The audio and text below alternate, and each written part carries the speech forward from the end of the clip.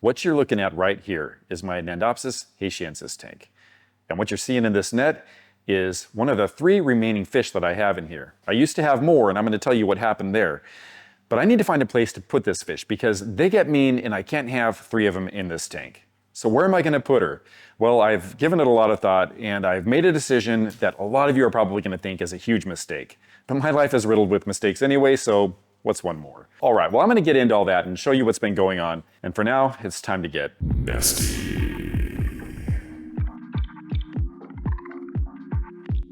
This is my Nandopsis haitiensis tank, footage from a few months ago. I'll have some updated footage here in a minute. These fish are better known as black nasties, and their name comes directly from their extremely aggressive disposition.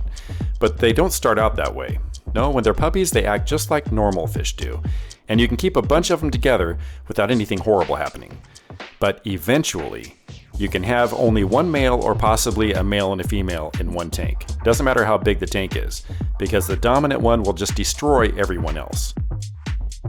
There isn't a lot of info on this species, so you research what you can, and then you just kind of play it by ear and hope for the best, using your skills as a fish keeper to make good decisions, hopefully.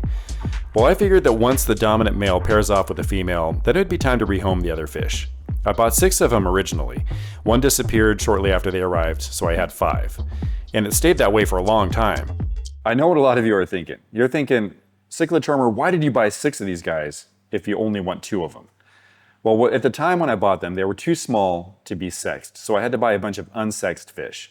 But I knew I wanted to have a male, and I wanted to make sure I had enough fish to choose from to where it's likely that I'll have a male in the bunch. And if I just get 2 of them, they could both be females. Also, sometimes when you have fish shipped to you, they just don't make it. Either the journey was too hard on them, they get stressed out, or they weren't that healthy to start with. So I wanted to make sure I had enough fish to where I would at least be guaranteed to have a male, and possibly a male and a female. But then, it happened. The yet-to-be-named dominant male started to hook up with one of the ladies in the tank, and then she started wearing her breeding dress, which is actually really cool looking. She gets extremely dark, and you'll see that in a bit. So when this happened, I knew it was time to start getting rid of the others. But guess what? Nobody wants these fish. And understandably so, and it was a concern I had when I got them. I mean, you have to have a really big tank for them because they get so big, up to 14 inches. Here's some video of some more mature black nasties from David Carell. A beautiful mating pair with a bunch of pups. So it's a special kind of nut job fish keeper that'll take these guys. And I found out that around here there's actually nobody that'll take them. So while I was waiting for someone to respond to my rehoming requests, the attitudes of Ma and Pa turned. They started to show their nasty side big time. I lost what I think was a subdominant male, and then shortly after, a female, both to aggression. I had 3 now, and I wasn't going to let the 3rd wheel get obliterated in here, so I caught her, and then it was time to do one of 2 things. I can just euthanize her, or I can take a huge risk and do something that could turn out to be a major mistake. Subscribe, or someone dies. Ding ding.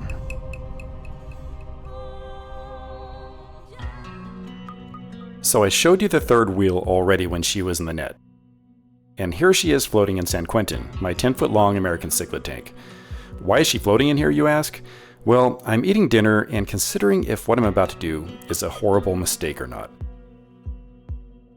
I've got all these fish I love in here, and am I going to be releasing Black Death if I put a female black nasty in with them? After a decent supper, I decide it's worth a try. It would be a real pain in the ass to catch her again in this tank to take her out, but I can always do that if she starts acting up. Just gotta be watching. I would like to add some other fish in here with her, but I don't have any that I really want to add right now, so it's just gonna be her. The best thing to do is cause a distraction before I dump her in. And by the way, the pH is the same in both tanks. And she's been floating in here for an hour to drop the temp in the bag from 82.5 degrees to 79 degrees. Black nasties like it warmer, so hopefully this lower temp won't be an issue. Here goes Percy doing his trick, and now I'll sneak her in.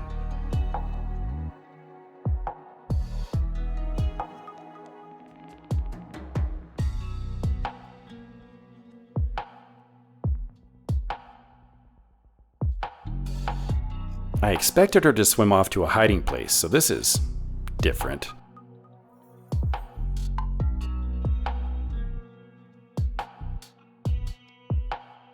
They're all distracted right now, but what's going to happen when all the food's gone? That's my question. They're starting to notice, and I don't like the way Percy's looking at her. No, I don't like that at all. Now I'm at the point where I'm just going to turn the lights off and let her lay low for a while and get used to the tank. The female that I'm leaving in the tank now is already fairly aggressive compared to what she was. So we'll hope that she doesn't go crazy in this tank and start tearing at the fins of the other fish. My other concern is that she's going to become food. I don't think there's anybody in this tank that has a mouth big enough to put her inside of it, but Percy, the wild Colombian Oscar, and his mouth is huge. So I think he could fit her in there, and if he does, she's just gonna become food and he gets a free meal. She was gonna die anyway, because I can't leave her where she was, nobody wants her, and I have no other place to put her. So at least she's serving a purpose at that point. As long as she doesn't get stuck in Percy's mouth, because if that happens, that can kill both of them. So I gotta be watching. If you look closely, you can see a little something over behind the sump overflows on the left side of the tank by the back panel. That's her. I made this rock structure just for her, but that'll do just as well, I suppose. You never know what a fish is going to do. You can see Chaka, the chocolate cichlid, checking her out. I'll leave her to it here for a few days and then check back to let you know how it's going. But for now, let's get back to the nasty tank. Here are my two remaining black nasties, a male and a female. He's gotten so much larger since the footage I was showing you at the beginning of this video. He started really increasing rapidly in size about a month or maybe 2 months ago. And now he's starting to look more like a mature black nasty. He's still got a ways to go. He's only 3 inches right now, and the female in here is a bit smaller. But you can see that darker tone on her compared to him, especially compared to the one I just sent packing.